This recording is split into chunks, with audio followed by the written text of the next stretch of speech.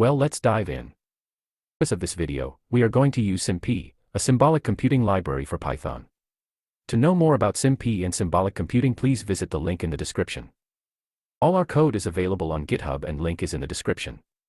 This is the maths paper, let's look at it. It has section 1 with 8 questions and answer to each question is a numerical value to 2 decimal places. Section 2 has 6 questions and each question has 4 options.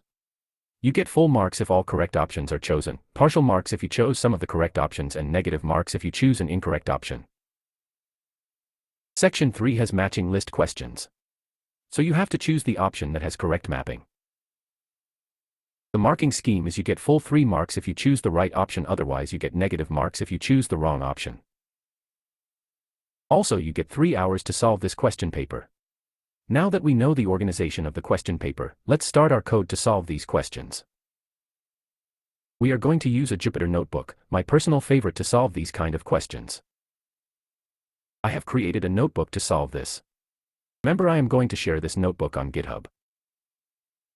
Start with prerequisites. I am going to install a few packages here, which are my go-to packages. Some of the packages are SymP, NumPy, Matplotlib, a plotting library, and Matplotlib Venn, a plotting library for Venn diagrams, as I saw a set question in the question paper.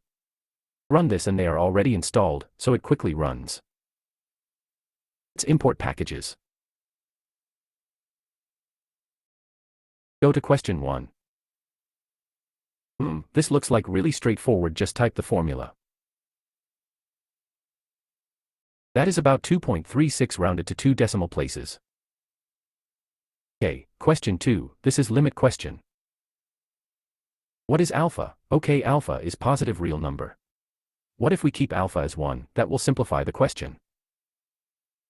Type f of x and g of x.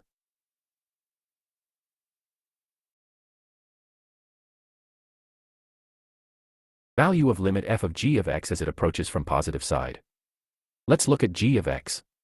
So g of x cannot be further simplified. Let's plot the values of g of x near 1. I have taken the epsilon here to be really small. I guess I might be seeing a floating point issue, but looks like g of x as x tends to 1 is approaching 2. F of 2 is 1 by 2, that is 0.5. Now question 3. This is a set question and thankfully we have imported a library for visualizing sets. Okay, pandemic data of 900 persons. Let's just visualize the sets in a Venn diagram. What does the question ask us for? Is it the common regions? Person is chosen randomly from these 900 persons, then the probability that the person has at most 1 symptom. That is 0 or more symptoms. So the answer is 900 minus the any intersection between sets. Find the value of all unknown regions and calculate the answer. Well, our answer is 4 by 5, that is 0.8. Question 4. Z is a complex number. Since the given fraction is real, so the imaginary part must be 0. And the imaginary part is 8xy plus 3y. Means x is. We know the number is real, so its conjugate is equal to itself, hence value of imaginary is. There are 3 values, and since y is non-zero, the value must be one of these. So we can pick any of them since they only differ in signs and we are only concerned with square of magnitudes. So answer is 0.5. Question 5. B is complex conjugate. The question asks for number of distinct roots. This is straightforward in SymP. Let us just type the equation and, voila, the answer is 4. Great, that was easy. Question 6. Let L1 to L100 be consecutive terms of arithmetic progression with difference d1. Let W1 to W100 be consecutive terms of arithmetic progression with difference d2. Just write the formula for area as a function. For d2 we can substitute it with 10 divided by d2. After simplifying the equation of formula, it looks like the unknowns in answer can be cancelled by 10 times the difference between area of 51 and area of 50. Hence, the answer is 8,900 plus 10 times 1,000. Question 7. This question is really simple to do in Python. Let's just write a function for it. So the answer is 569. Question 8. This question is based on circumcircle of triangle. Honest geometry problems are hard to do with SimP. Although SimP has methods to find circumcircles for polygons. We can simplify this problem by assuming the A is on origin. Then both sides will be on x and y axis. The radius be small r. This is what we need. Since the circle touches axis, it has a standard equation that I looked up combined with the condition that it is touching the other circle. Let us plug this equation and solve for radius, and answer is 0 or a non-zero value. Since r is greater than 0, the answer is the non-zero value, that is 0.84. We are now in section 2 with multiple choice questions. Question 9.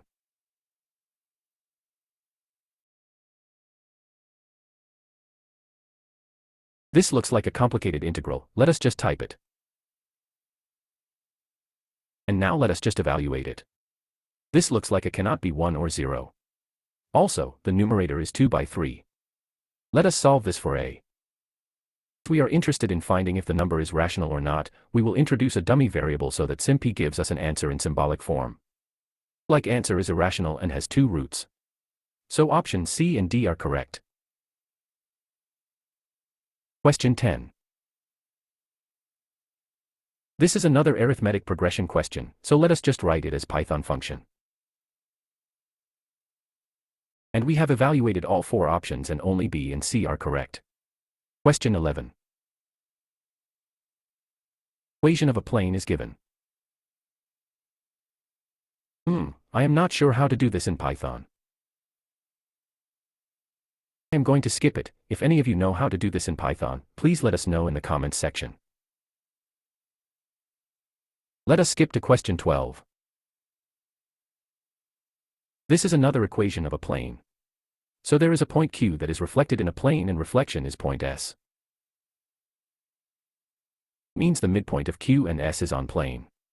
We can solve the equation of plane by substituting midpoint in equation of plane. Let us evaluate all the 4 options.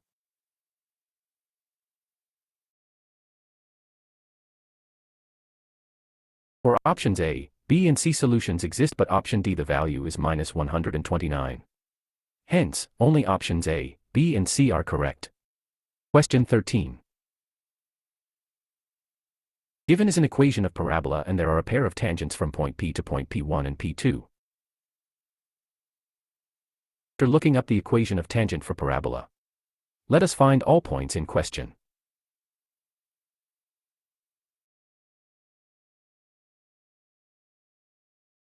Thankfully, SimP allows us to find perpendicular lines easily.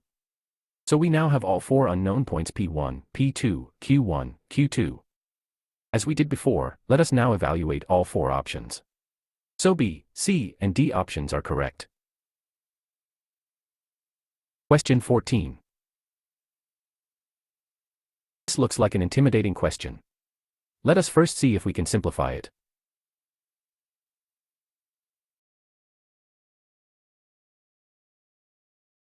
That is much better. F and G are simpler functions.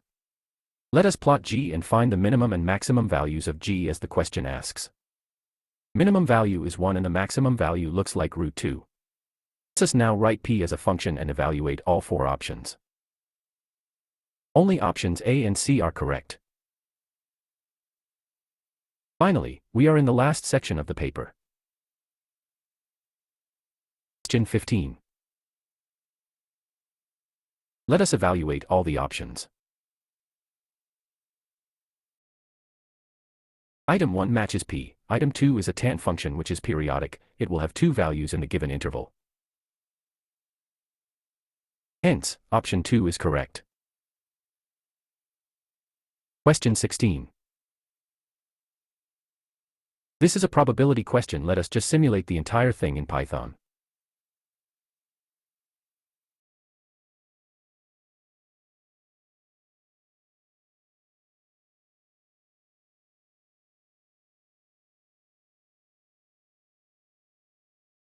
Looking at the question, we can just evaluate first and fourth option to find the answer.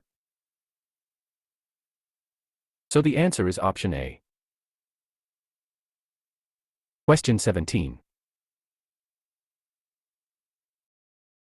P, Q, and R are terms of a harmonic progression.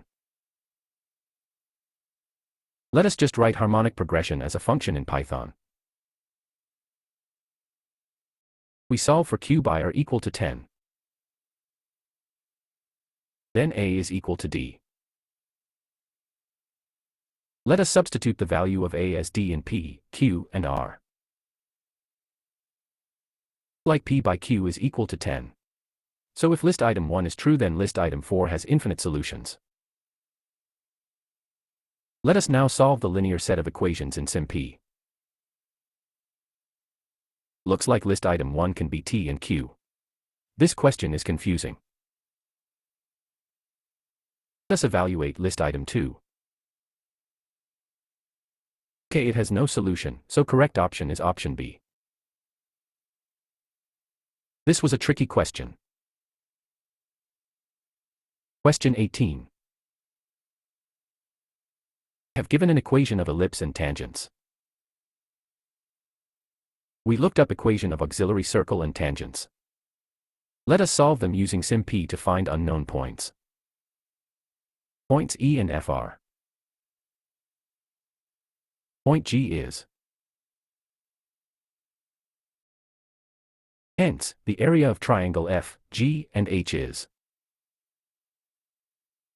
Let us just evaluate list item 1 and 2. List item 1 is 1, so option C or D are correct. Value of item 2 means option C is the correct answer.